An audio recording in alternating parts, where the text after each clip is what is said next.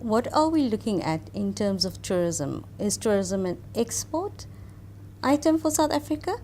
Yes, there are three characteristics of tourism that I would normally point out. It's an export product. International tourism is an export product, but it's very peculiar because the product is consumed in the country, yes, if you understand what I mean.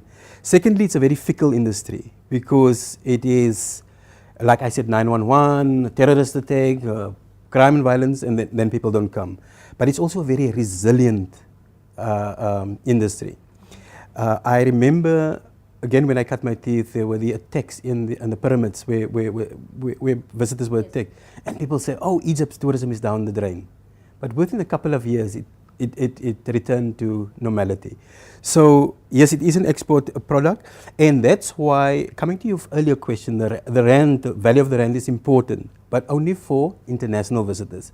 For us as domestic consumers with a weak rand, because we rely on import of oil to put in our cars to drive to Langebaan or back, it hits us. The increase in the, what do you call it, the interest rate. Yes.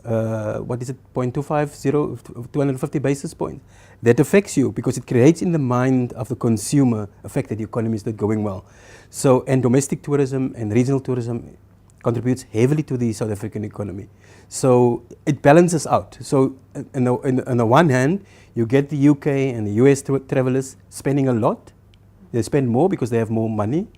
On the other hand, it hits the domestic tourism industry in that all of those praises of a weaker rand is then filtered down to the ordinary man and woman in the street like us.